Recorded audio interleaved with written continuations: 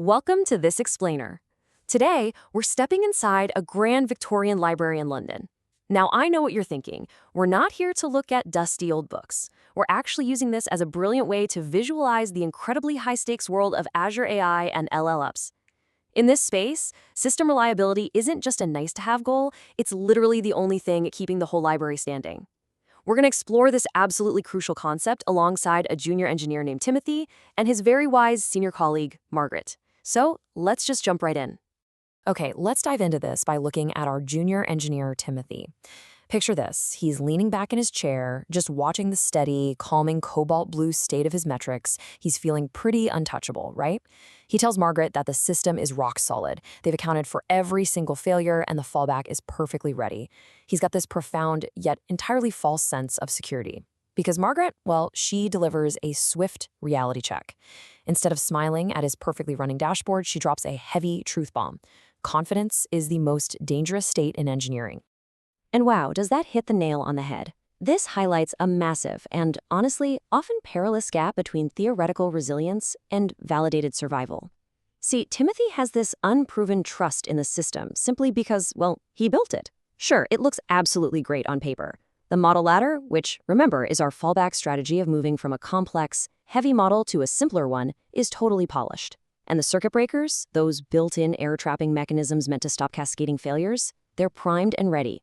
But Margaret insists that theoretical strength means absolutely nothing. He hasn't actually seen that ladder hold up while the library is literally on fire. The system has to prove it can survive a disaster. That, my friends, is validated survival. So how do we actually test that? Well, Margaret grabs her cobalt blue marker and sketches something rather alarming on the whiteboard. A mischievous little monkey holding a pair of wire cutters. This is chaos engineering.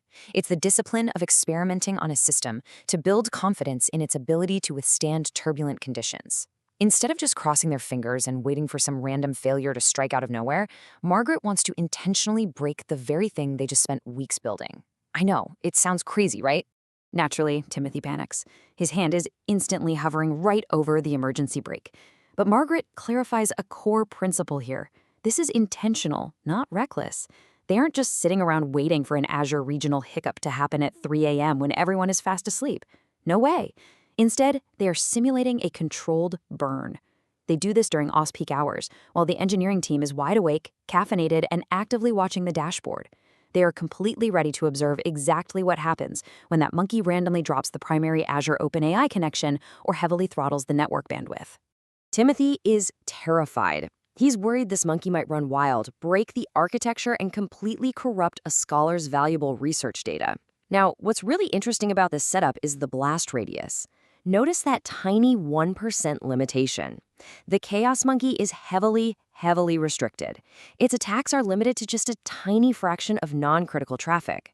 By keeping the blast radius to a mere 1%, it mathematically ensures that an intentional failure doesn't accidentally trigger a catastrophic system-wide outage. It's controlled chaos. To enforce this, Margaret draws a heavy cobalt cage around her monkey sketch to establish some incredibly strict boundaries.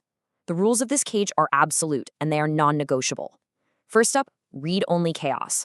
The monkey is only allowed to attack infrastructure and dependencies. It never, ever touches the write paths. Second, absolutely no user data is touched. We are completely protecting all that valuable scholar research.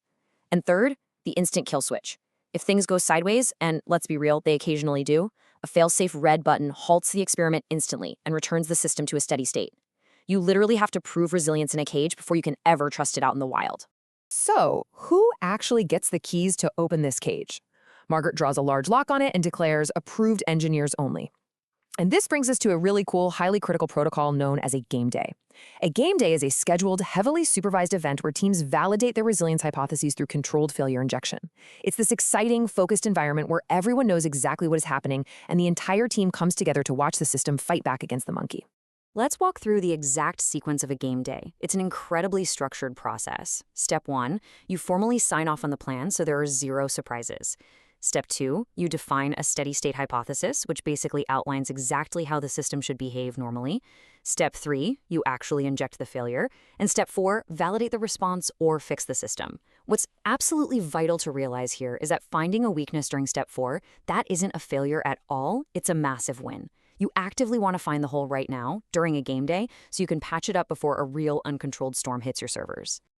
To make this perfectly concrete, let's look at Margaret and Timothy's specific steady-state hypothesis and their library today. It's this. Even if the lead planner, which is their primary heavy-duty language model, vanishes completely, the user must still receive a valid response within 3 seconds, with 99.9% accuracy. By putting it this way, they ground the abstract idea of resilience into tangible, trackable metrics. There is no guesswork allowed here.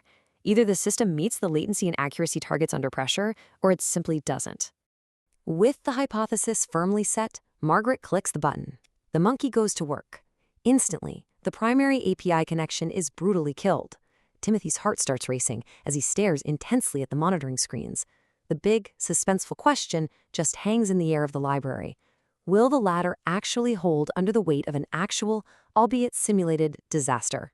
And this brilliantly illustrates exactly how a well-architected system handles chaos. The primary API dies, exactly as planned. But instantly, the circuit breaker trips to isolate the failure. Then, the model ladder catches the weight.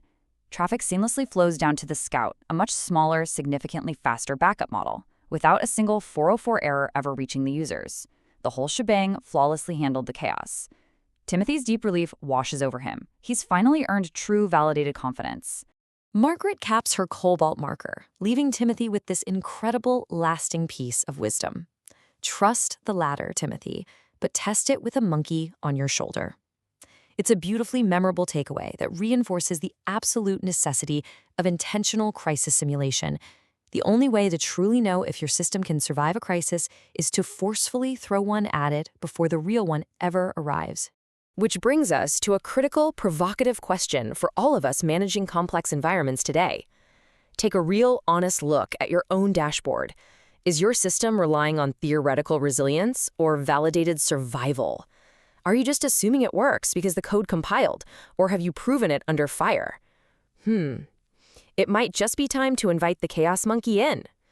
Thanks for joining me for this explainer, and I sincerely hope it helps you build stronger, more resilient systems.